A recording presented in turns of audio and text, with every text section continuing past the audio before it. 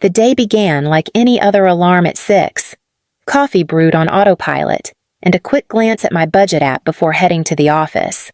My one-bedroom apartment wasn't much, but it was mine. The rent took a heavy bite out of my paycheck, and the rest was divided between bills, groceries, and the small emergency fund I was forever trying to grow. I had long ago learned to stretch every dollar until it thinned to paper by the time I clocked out. My birthday had become just another long Tuesday. Still, I stopped at the gas station on the corner, as I did every Friday, to buy my weekly lottery ticket. $10 was my usual splurge, my small, harmless rebellion against the relentless practicality of my life. This time, though, I slid a 20 across the counter. Birthday treat, I told the clerk, half joking, half hoping. He smiled, printed the tickets, and wished me luck. That evening, I celebrated alone with leftover Thai takeout and a glass of boxed wine. The TV murmured in the background while I scrolled through social media, skimming photos of friends in nicer clothes, at fancier dinners, living lives that always seemed just out of reach. Around 9, I remembered the tickets, tossed casually on the kitchen counter. I pulled them toward me and opened the lottery website on my phone. The first number matched, then the second. My breath caught at the third. By the time I matched all 6, my hands were trembling so badly I had to set the phone down. $1.4 million. After taxes. Still more than I could have earned in a decade. I stared at the screen, waiting for the rush of joy I thought would come. It didn't.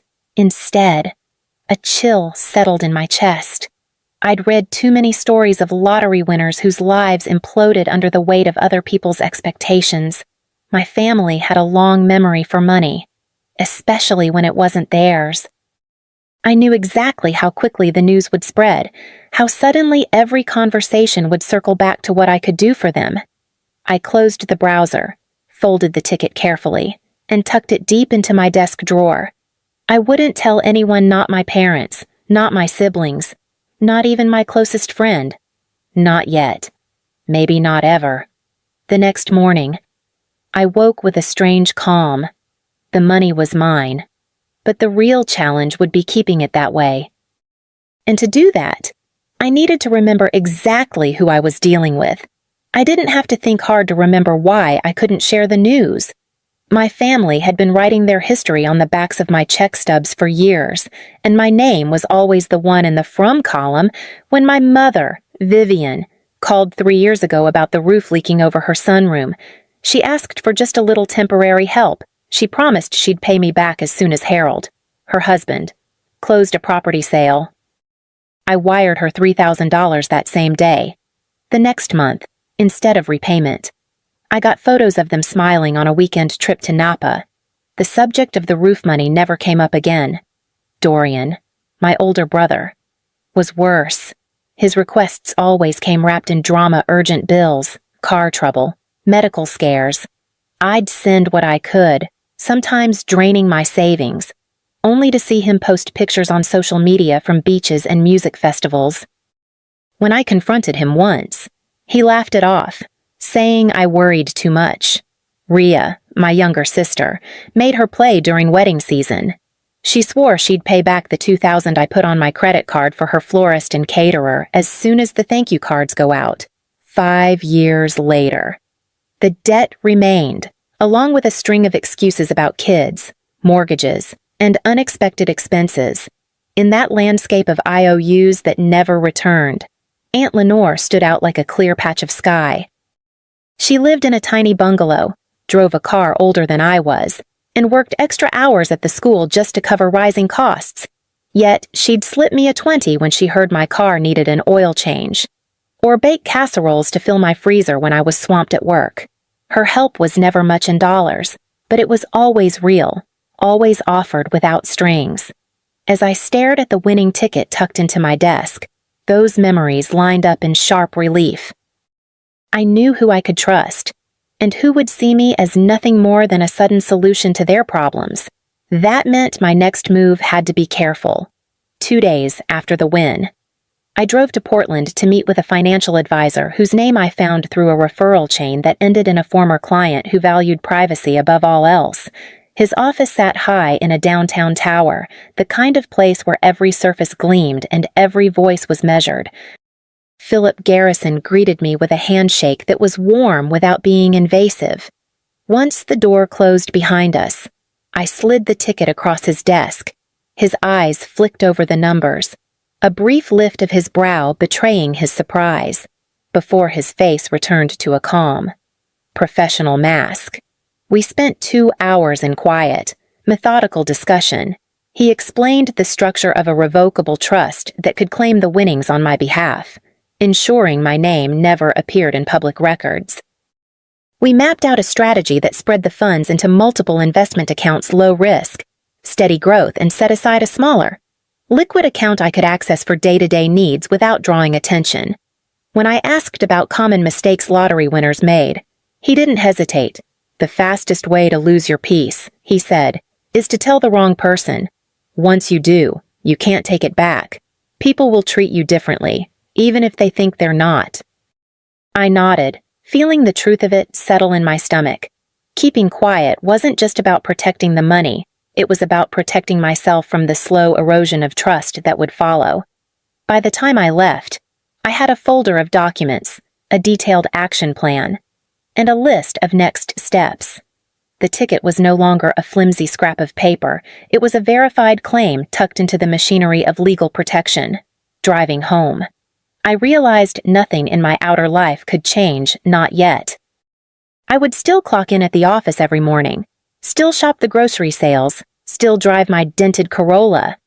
The win was real, but until I knew exactly who I was dealing with, it had to stay invisible, and that meant finding a way to see my family clearly, without the money distorting the view. The more I thought about it, the more I realized I didn't just want to keep my secret, I wanted proof. Proof of who would stand with me when there was nothing to gain. That's how the idea formed.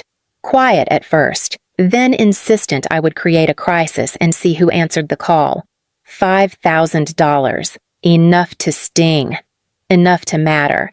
But not an impossible ask for the people in my family who claimed to care. The story would be simple: my company had shut down unexpectedly after losing its biggest client. My severance wouldn't come through for weeks, and recent medical bills had wiped out my savings. I needed help with rent and utilities until I found a new job. As soon as I thought it through, the doubt crept in. Was this manipulative? Was I setting them up to fail? I told myself it wasn't about trapping anyone. It was about protecting myself. If they couldn't be counted on when I was supposedly broke, why would I trust them if they knew I was a millionaire? I started drafting the details like a script. I researched recent corporate closures to make my story plausible. I practiced sounding weary but not desperate, making sure to leave just enough space for them to choose without feeling pressured. My goal wasn't to guilt them, it was to see their natural reaction. Then I opened a notebook and wrote down each name: my mother Vivian, my stepfather Harold, my father Martin, my stepmother Candace, my brother Dorian, my sister Rhea, my cousin Brett, and Aunt Lenore. Beside each, I jotted predictions Vivian might offer a small amount but suggest asking someone else. Harold, no. Martin, lecture. No money. Candace, no. With judgment. Dorian, disappear. Rhea, sympathy. No cash. Brett, promise to help. Then vanish. Lenore, she'd give what she could, even if it was less than I asked. Looking at the list, I felt a knot tighten in my chest. This was my family, reduced to a column of expected refusals. I closed the notebook, my jaw set. If I was going to face the truth, I needed to face it completely, and that meant starting the calls the very next day. I decided to start with my mother. Vivian had always claimed she would do anything for her children, but I'd learned over the years that anything usually meant advice or concern, not sacrifice. Still, she was my mother, and a part of me wanted to believe she might surprise me. She answered on the second ring, her voice bright. I eased into my story, describing the company's sudden closure, the severance delay, and the medical bills. She gasped in the right places, her tone softening with each detail. But when I told her I needed $5,000, her voice shifted. "Oh, honey, I wish I could, but Harold and I just put the down payment on the lake house. Things are tight right now. Have you tried asking your father, or maybe Rhea Paul's doing so well in tech these days?" The gentle deflection stung more than an outright no. I thanked her anyway, told her I'd figure something out, and hung up. My father was next. Martin's greeting was brisk, almost suspicious, as if he sensed I wanted something. I gave him the same story, though his face, at least in my mind, remained unchanged. When I asked for help, he leaned into the familiar role of lecturer. "Ilara, this is exactly why I've told you to keep 6 months of expenses saved." What happened to that plan I explained about the medical bills and the rent? But it didn't matter. I'd love to help. But Candace and I are focusing on our retirement. You need to see this as a learning opportunity. His words carried the finality of a closed door. By the time I called my sister, I'd braced myself for more of the same. Rhea was warm from the start, her voice rising in sympathy when I told her the news. "That's awful. Ilara, I can't believe they just closed like that." For a moment, I let myself believe she might say yes, but then came the pivot. "We just bought the new SUV last month, and the kids' tuition is due. Plus, we're remodeling the master bath. Paul handles the finances, and he's really strict about the budget. But listen, why don't you come stay with us for a bit? We can clear out the guest room. You could save on rent until you find something new." It was an offer, but not the one I'd asked for. Moving into her world, even temporarily, would mean giving up control and becoming a living reminder of her generosity. I thanked her, saying I needed to stay in the city for interviews. 3 conversations in, my predictions were holding, and with each call, the gap between what I hoped for and what I received was widening fast. I didn't expect much from Dorian, but I still gave him the same chance I'd given everyone else. I texted first, explaining briefly that I needed to talk. No reply. I called that evening straight to voicemail. The next day, I tried again, then sent a follow-up message. "I really need to speak with you. It's important." Silence. By the end of the week, I stopped trying. He'd made his choice. Candace, my stepmother, didn't bother with small talk when I called. I told her about the job loss, the medical bills, the rent. She cut me off halfway through. "Ilara, I'm sorry, but the answer's no. You should think about downsizing your apartment or finding a roommate. It's not wise to live beyond your means." I almost reminded her that I wasn't the one leasing luxury cars or posting vacation photos every other month. But I bit my tongue. The conversation was over before it began. Harold, my stepfather, was even more blunt. "You're not my responsibility," he said as soon as I explained what I needed. "I've supported your mother for years, but your financial problems are your own. Maybe you should have chosen a career that paid better."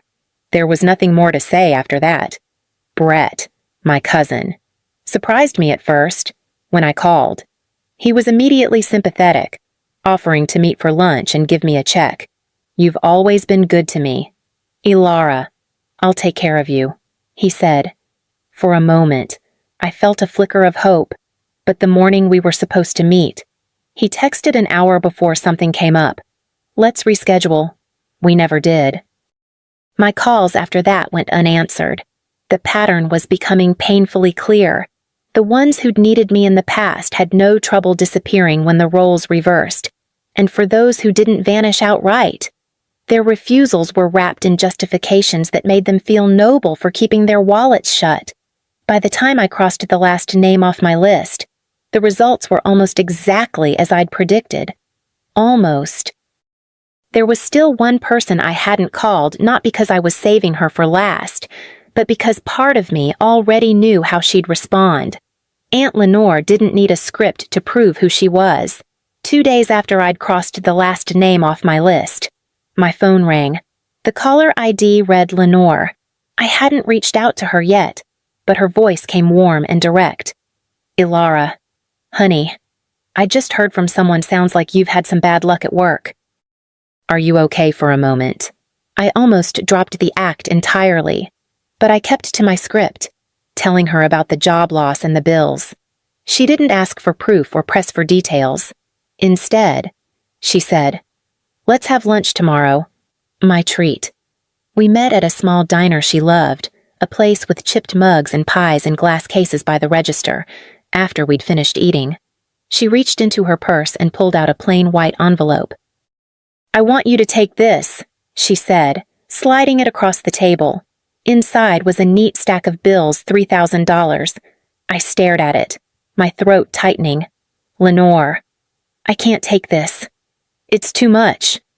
"Nonsense," she said firmly. "It's not the full amount you need. I know, but it'll help with rent. And if you need a place to stay, my sofa pulls out. It's not fancy, but it's yours for as long as you need it." Her words didn't feel like charity. They felt like safety. I thought about the others, about excuses and closed doors, and the contrast was almost too much to process. She had the least to spare, yet here she was, giving me nearly everything she had without hesitation. I slipped the envelope into my bag, promising to pay her back as soon as I could. The guilt burned, but so did the gratitude.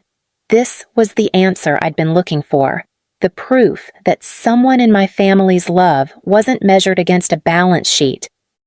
As I drove home, the envelope sat heavy in my bag, a reminder that my test had revealed more than I was ready to face, and it was time to stop pretending with at least one person.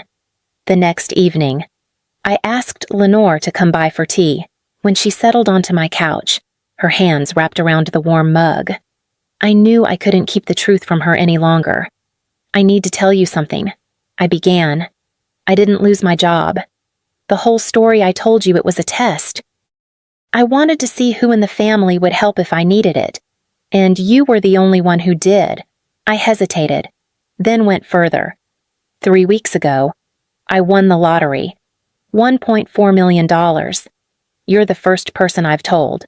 Lenore didn't look shocked so much as thoughtful. After a long sip of tea, she said, "I understand why you did it, but I'm sad you felt you had to." She set her cup down and leaned back. "Years ago, when my grandmother died, I inherited $35,000. Your uncle convinced me to invest in his friend's restaurant, said it was a sure thing. Within a year, the place folded, and every cent was gone. He told me it was our money, not just mine, and I had no right to be angry." She shook her head. "That's when I learned money doesn't just show who others are.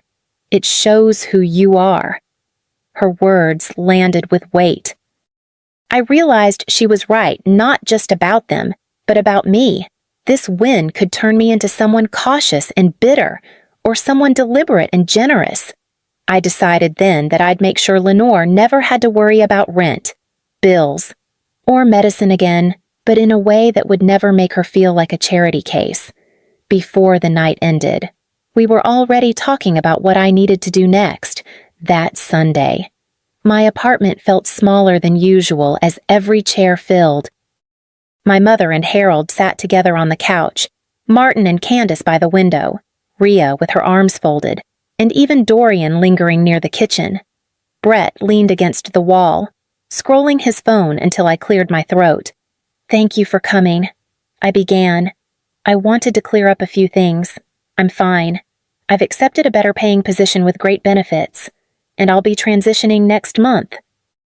Relief flickered across a few faces, as if they'd come expecting me to ask for more money. "But," I continued, when I thought I was in trouble, "I reached out to you, and the responses I got told me a lot about where I stand in this family." Vivian glanced at Harold, then back at me. "We all have our own financial commitments. Ilara, it's not always possible to help."